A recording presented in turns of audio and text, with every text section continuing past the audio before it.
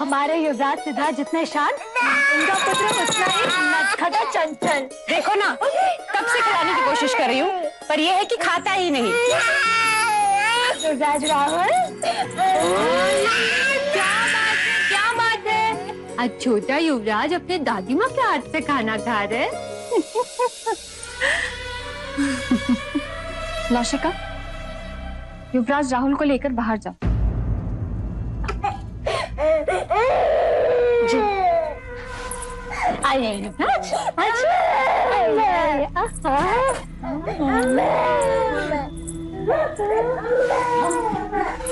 ऐसा क्या हो गया कि बच्चे के मुंह से निवाला छुड़ा दिया? महादेवी, विभावरी आपसे कुछ कहना चाह रही है। वो कहने का साहस जुटा नहीं पा रही थी, इसलिए मुझे साथ लेकर आई। ऐसा कौन सा संकट आन पड़ा? संकट तो कब का आ चुका है, बस हमारा ध्यान ही उस ओर नहीं गया। निसंकोच कहो। जब से यशोधरा सिद्धार्थ के जीवन में आई है, कुछ न कुछ अशुभ घटता ही जा रहा है। जब से सिद्धार्थ यशोधरा के स्नेह बंधन में बंधा है, तब से सिद्धार्थ और देवदत्त के बीच मन मुटाव हो गया है। दोनों के बीच यशोधरा को पाने के लिए मल्ल युद्ध तक हो गया। यशोधरा का रिश्ता जुड़ते ही कौशल नरेश प्रसन्नजीत के साथ युद्ध तक हो गया। विवाह को टालना पड़ा, यशोधरा की गोद भराई तक ना हो सकी। और आपने भी तो कोई प्रयत्न नहीं छोड़े। तालाब तक नंगे पांव चलकर गई, व्रत रखे, पर क्या हुआ? यशोधरा ने राहु ग्रह की छाया में राहुल को जन्म दिया। सिद्धार्थ को वन जाना पड़ा और सिद्धार्थ को वापस लाने के सारे प्रयास विफल रहे। विभावरी, तुम तो सारा दोष यशोधरा पर डाल रही हो। इस घटनाक्रम से मेरी ही नहीं, बल्कि सबकी धारणा पक्की होती जा रही है कि यशोधरा अपशगुनी है।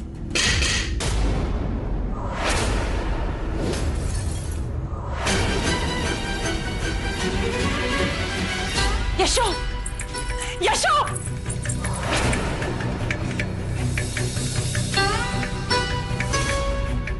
और कुछ विषु गलना रह गया अभी। महादेवी, मंगला दीदी, आप चुप रहेंगी, मैं बोलूंगी आज। बेकार है तुम पे विभावरी, बेकार है। पर महादेवी, सबने कहा था। तुम्हारा विवेक मर गया था, जो लोगों की अर्थहीन बातें सुनती रही। इस परिवार में घटी हर दुर्घटना को यशोधरा से जोड़कर तुम उसे दोषी साबित नहीं कर रही हो। अभी तो अपनी मंद बुद्धि का परिचय दे रही हो। एक कन्या जब अपने माता पिता का घर छोड़ दूसरे के घर आती है, इस भरोसे के साथ आती है कि उसे ममता का वही आंचल मिलेगा। परंतु तुमने मेरी पुत्री के हृदय पे अपने शब्दों के शूल उस समय चुभाए जब वो बेसहारा अंदर से टूट रही है।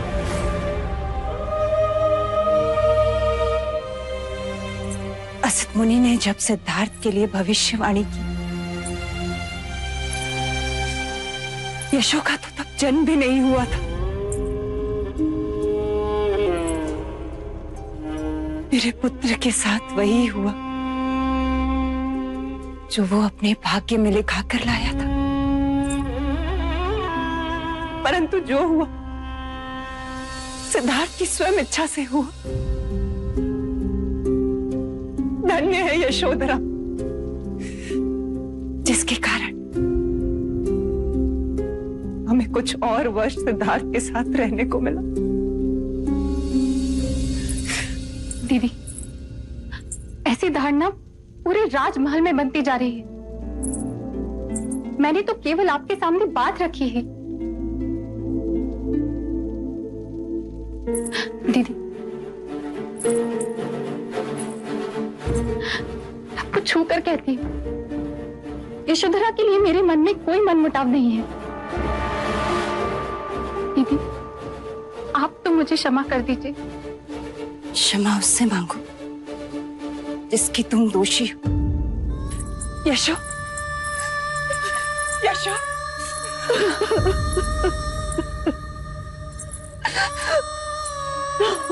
यशो, नहीं आप सबके दुख का कारण हूँ। नहीं अब शगनी हूँ जिसके कारण ये घटना घटी। मैं देवता चली जाऊंगी माँ। नहीं यशो, ना, इतनी बड़ी बात कहने से पहले ये भी नहीं सोचा कि तेरे माता पिता किसके सहारे जिएंगे। तू और राहुल ही तो हमारे टूटे हृदय का सहारा हो। तू भी हमसे मुंह मोड़ लेगी तो तड़प तड़प के मर जाएगी।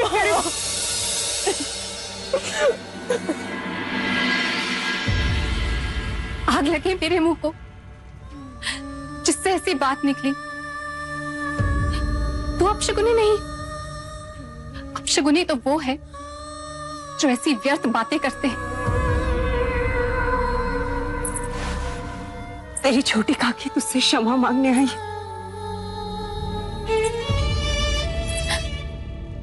मुझे क्षमा कर दो पुत्री। ये हमारे कुल की रीत कब से हो गई छोटी काकी कि बड़े छोटों से क्षमा मांगे। आपके ये हाथ जब उठे तो आशीर्वाद देने के लिए उठे। जब तक ये सृष्टि है पुत्री, तब तक तुम्हारा नाम इस जगत में त्याग और तपस्या का आदर्श रहेगा।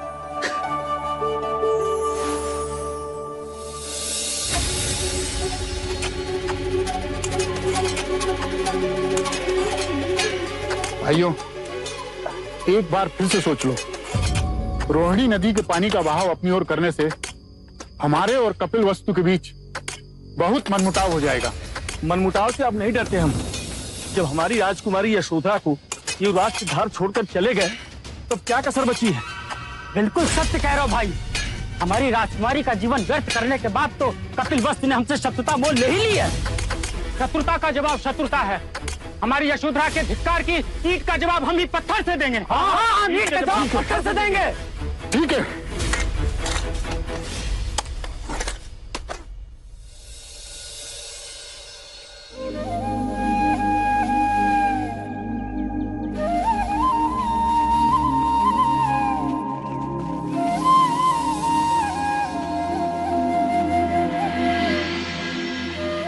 पालकी रोको। सिद्धार्थ, युवराज सिद्धार्थ, सिद्धार्थ।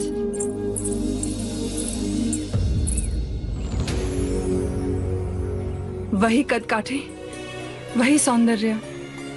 मैं जानती थी कि आप युवराज सिद्धार्थ ही हैं, परंतु आप यहाँ इस दशा में। भिक्षु जल के समान होता है देवी।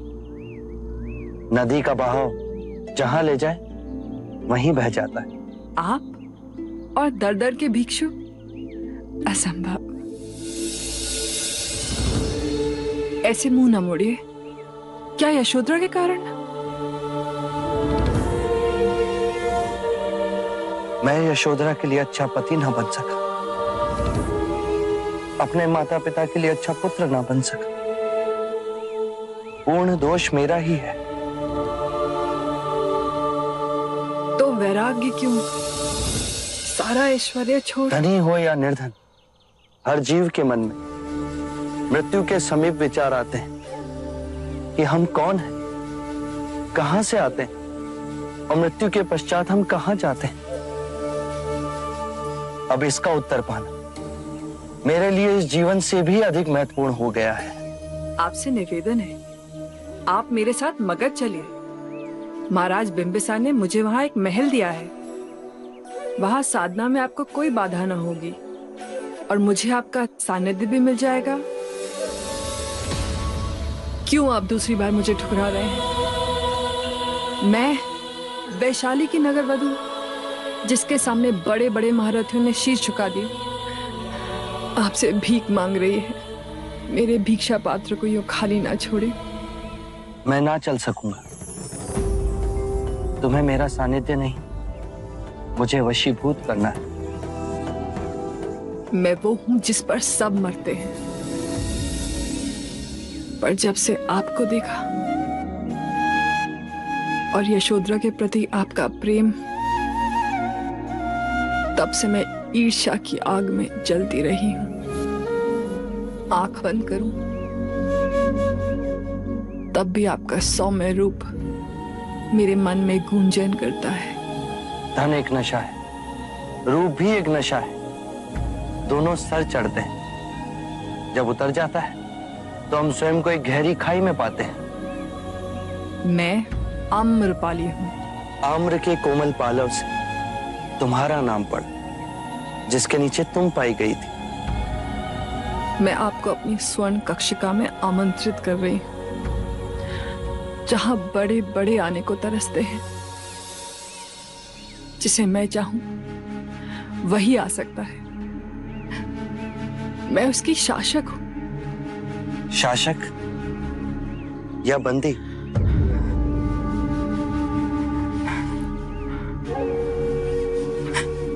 आपको कैसे पता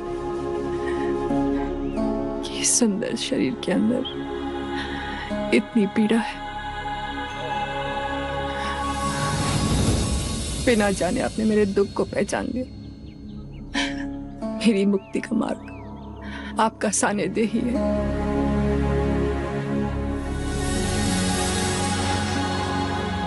आज तुम्हारी पीड़ा ने तुम्हें जागृत किया।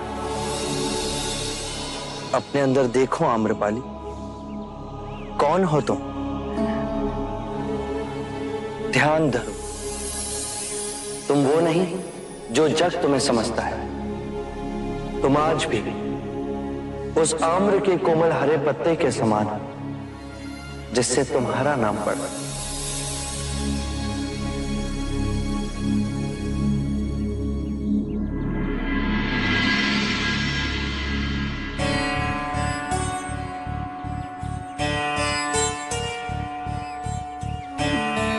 जिसने मन को वश में कर लिया, वो सबसे बड़ा महाबली। तुम भिक्षुक कहाँ हो सिद्धार्थ? भिखारी तो हम हैं।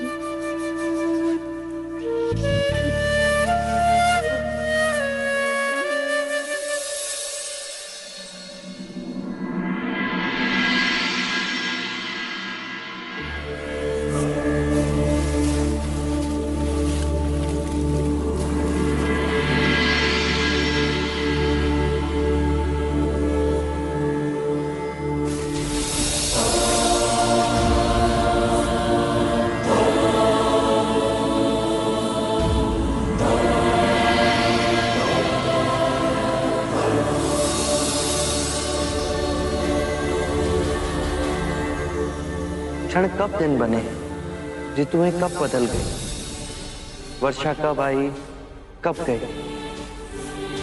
3 वर्ष बीत गए कपिल वस्तु का त्याग किया। उस मुक्ति की साधना में, इस तपश्चर्या के पश्चात मैं अब भी परम सत्य से इतना दूर। क्या मेरे प्रश्नों का कोई प्रति उत्तर नहीं मिलेगा? क्या मेरी खोज ही असत्य थी? ये निराशा का भाव मेरे मन का ही खेल है। आशा और निराशा के ऊपर उठना है। अंतर से लगता है जैसे कोई निधि है, बस उसकी कुंजी कहीं आसपास ही है।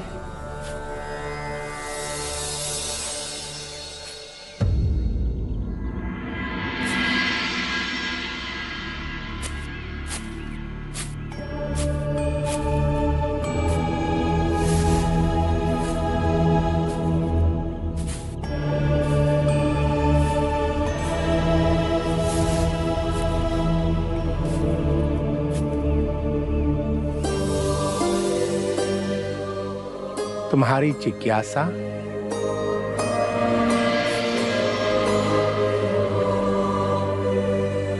इस सभी से मुक्त कैसे हुआ जाए? इस शरीर को सुखाओ, गलाओ, पिघलाओ, इसके सारे अहंकारों पर विजय पाओ। ये संभव है? क्षत्रिय हो, राजघराने के हो।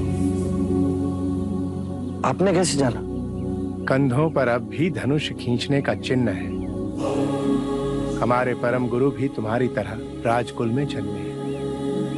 30 साल की आयु में उनमें वैराग्य जागा। उनका सांसारिक नाम वर्धमान था, पर अपनी साधना और तपस्या से वे महावीर कहलाए। 12 साल तक वो गृह त्याग कर अपने शरीर को तपाते रहे, अपनी हर कामनाओं को उपेक्षित किया। फिर वो शांत हो गए, स्थिर हो गए। उन्होंने क्या पाया? केवल जाना कि आत्मा शाश्वत है। समय का कोई भी बंधन उसे बांध नहीं सकता, पर उसके चारों कर्म के कण उसे अस्थिर कर रहे हैं। कर्म के चक्र से आत्मा को मुक्त करना है। अहिंसा इतनी पूर्ण हो कि मन में अहिंसक विचारों का भी स्थान न रहे। सत्य का इतना गहन पालन हो कि कोई भी प्रलोभन सिर्फ शमशान की राख लगे। ना चोरी कर, किसी के अनुभव की भी नहीं, और ब्रह्मचर्य का पालन इतना कठोर हो कि कोई भी शरीर की इंद्रियों को जगा ना सके। सुखा दो हर उस कामना को जो शरीर की इंद्रियों से जागृत होती हो। इतने स्थिर हो जाओ कि मोक्ष की कामना भी समाप्त हो जाए। नीति नीति नीति। सत्य ये नहीं, ये भी नहीं, वो भी नहीं। परम सत्य के मार्ग पे मैं पूर्व के सारे ज्ञानों को नकारात्मक करता रहा। मैंने सब मार्ग सहज ही चुने, परंतु ये मार्ग मुझसे अछूता ही रह गया। ये ज्ञान आपने मुझे दिया, परम धन्यवाद आपका। यदि लकड़ी गीली हो तो उसमें आग सहज नहीं लगती। सत्य का ये भूमि तपस्वियों की है। महावीर के तप ने मुझे एक नई दिशा का आह्वान दिया है।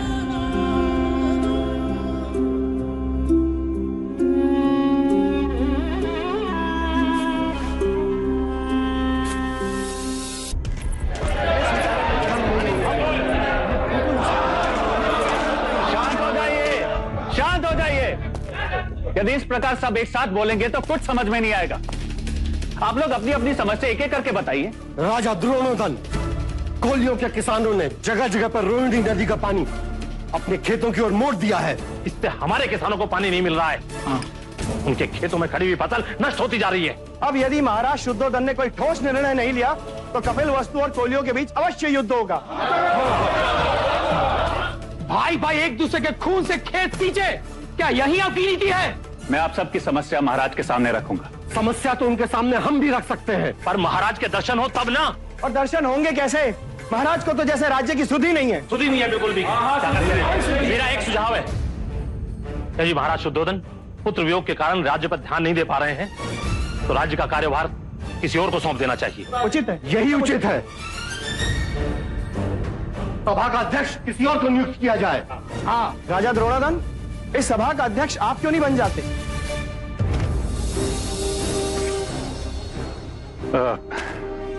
ये उचित ना होगा,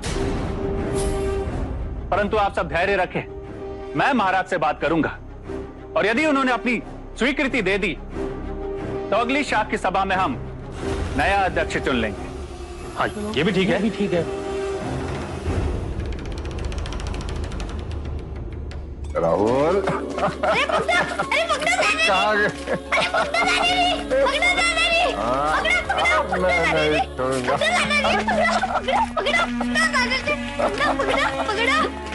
पकड़ लिया।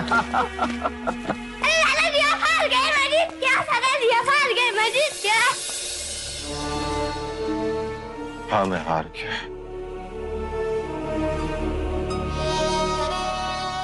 मैं हार गया।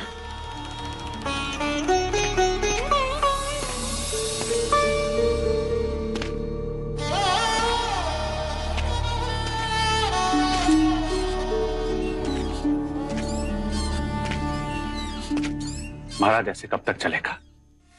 आज सभा में रोहिणी नदी को लेकर बहुत बड़ा विवाद हुआ। कोलिया के किसानों ने पानी का भाव अपनी ओर मोड़ दिया। कहीं युद्ध छिड़ गया तो? नहीं, ऐसा कुछ नहीं होगा। परंतु महाराज, शाक्य राजाओं को कौन समझाए?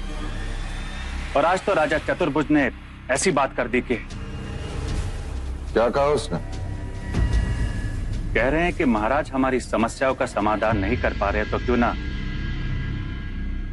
सभा का कार्यभार किसी और को सौंप दिया जाए।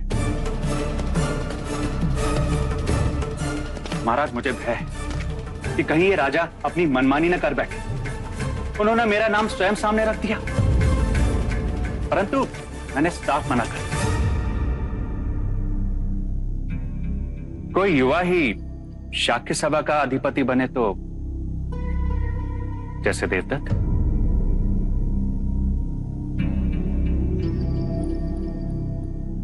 मैं तुम्हारे प्रस्ताव पर विचार करूंगा। जी भाई महाराज।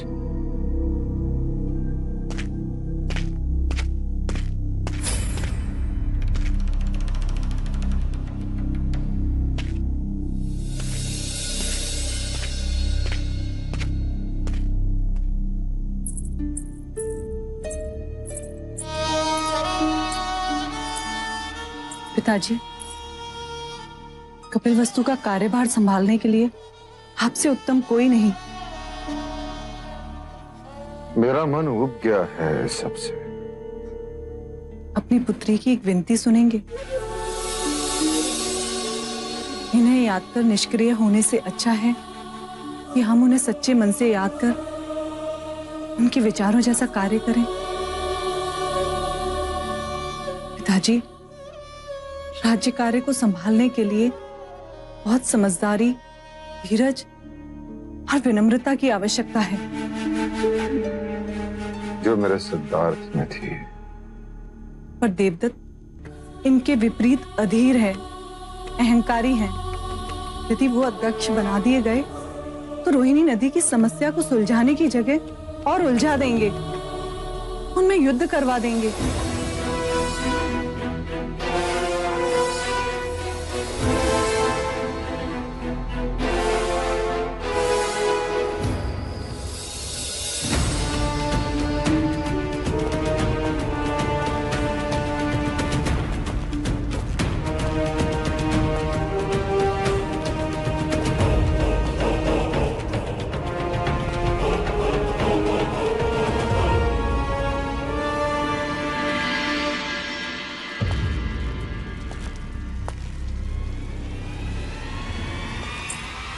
अब इस सिंहासन को ताकने का नहीं, उस पर बैठने का समय आ गया है पुत्र।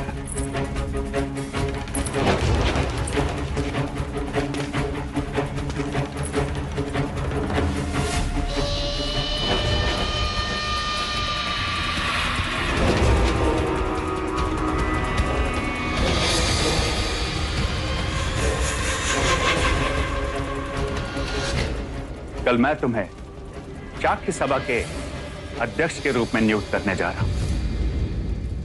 अगला कदम शाक्य देश के महाराज का है और ये सिंहासन तुम्हारा।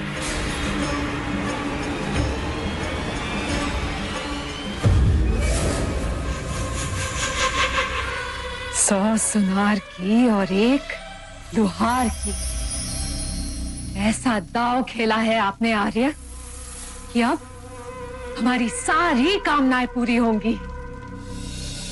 अब देखिएगा पिताजी, सबके मन से सिद्धार्थ की स्मृति को मिटा के रख दूंगा। अब चारों ओर मेरी ही जय जयकार होगी। जय जयकार। देव, पुत्र इतना ना भूलो, क्योंकि अब हमें पहले से अधिक सतर्क रहना होगा कि तुम्हारी जगह वो नंद ना ले ले। नंद? जब सिद्धार्थ को भी रास्ते से हटा दिया तो ये नंद क्या चीज है? मसल के रख दूंगा, मसल के।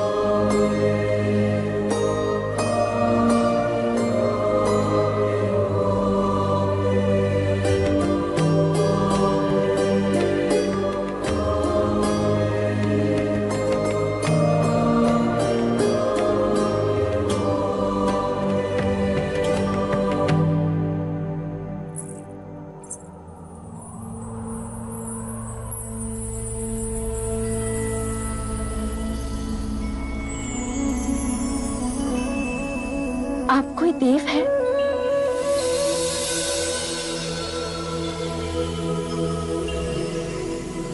केवल मनुष्य। पानी पिएंगे?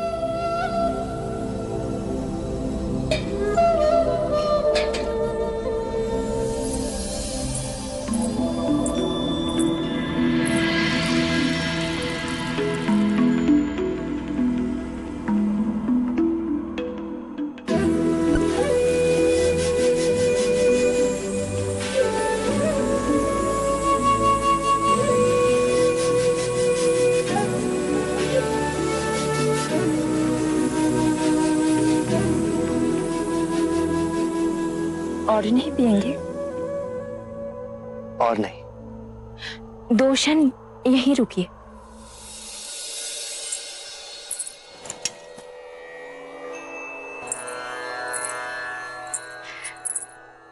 मेरी पूजा का नैवेद्य।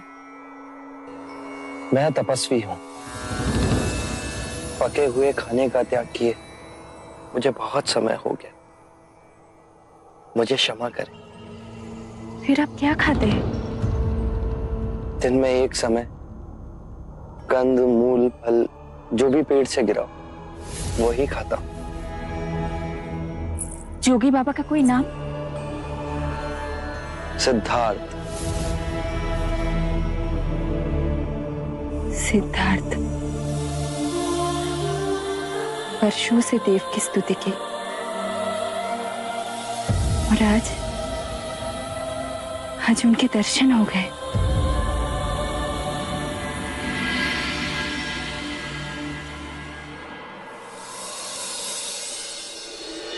जाग की सभा के आदरणीय सदस्यों, जब तक महाराज शुद्धोदन कार्यभार संभाल नहीं लेते तब तक रोहिणी नदी से उठे विवाद को सुलझाने के लिए मैं नए अध्यक्ष का चुनाव का प्रस्ताव आप सबके समक्ष रखता हूं। उचित निर्णय है ये। अवश्य हम इसे पारित करते हैं। अध्यक्ष पद के लिए आप ही नाम का प्रस्ताव रखें राजा द्रोणोधन। मैंने बहुत विचार किया, हर प्रकार से सोचा। अध्यक्ष पद के लिए कोई युवा होना चाहिए जो साहसी हो, बुद्धिमान हो, जिसमें क्षत्रियों वाले सभी गुण। और मुझे एक ही व्यक्ति सबसे योग्य लगा, कुमार देवदत्त। कुमार देवदत्त अच्छा प्रस्ताव है।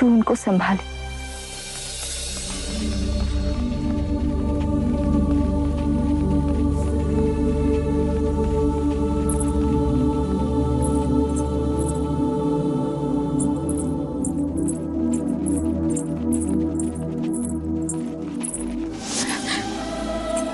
आप भी जोगी है?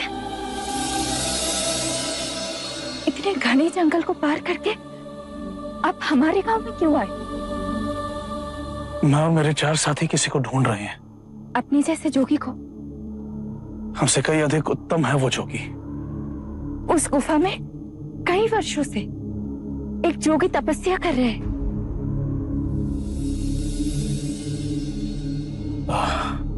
उस जोगी की आयु लगभग 30 बरस है। हाँ, लंबा कद, कमल के जैसे नेत्र, शांत, सुंदर। उनका नाम? सिद्धार्थ। वही दिव्य सिद्धार्थ जिसे ढूंढते हम जाने कहां भटक गए थे। आपका धन्यवाद। आपका भी धन्यवाद। मैंने अभी भगवान से मांगा कि उनकी देखरेख के लिए किसी को भेज दे, और देखो आप आ गए।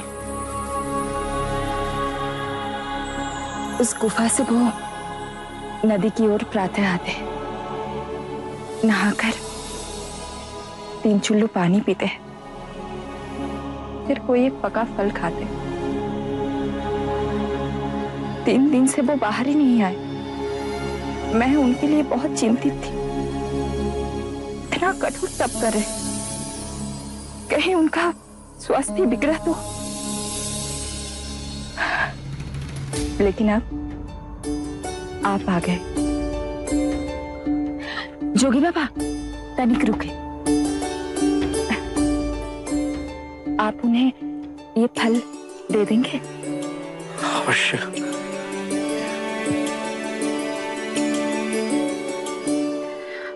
आप उनका ध्यान रखेंगे ना? हम उनके शिष्य बनने आए हैं, उन पर कोई विपत्ति नहीं आने देंगे।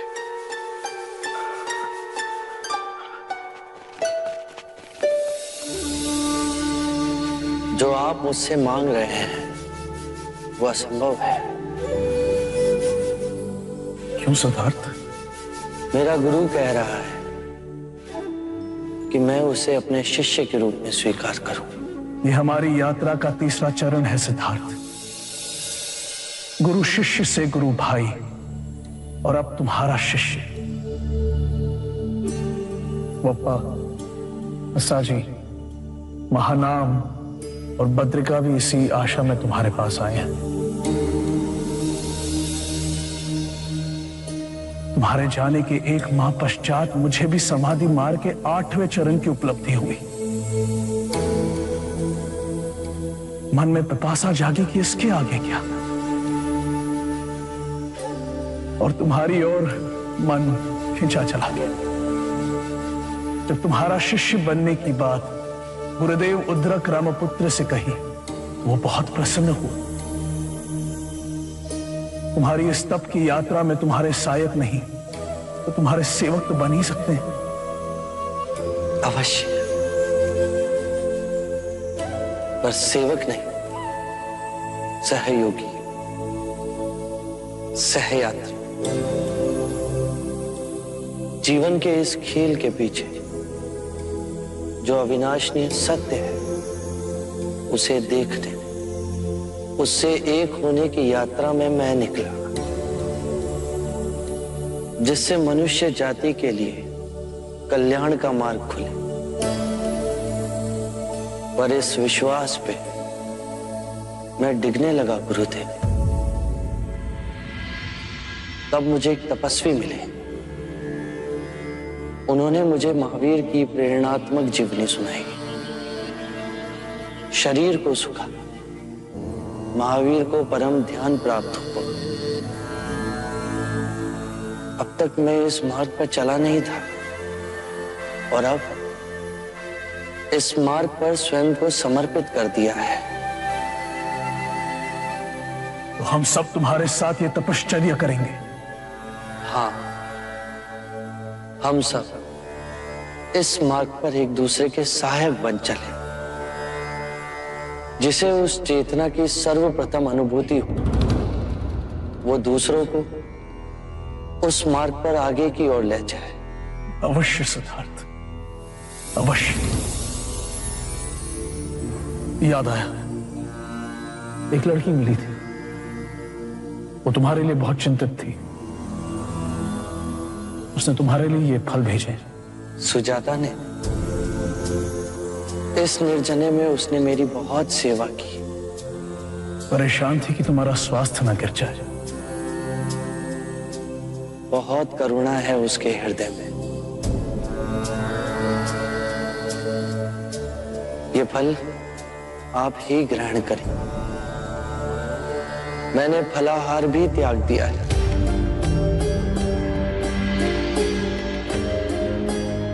तो सिद्धार्थ, अब मैं केवल जल ग्रहण करता हूं। सत्य कथा, पुरुषार्थ कथा, सुनो सुनो सिद्धार्थ कथा।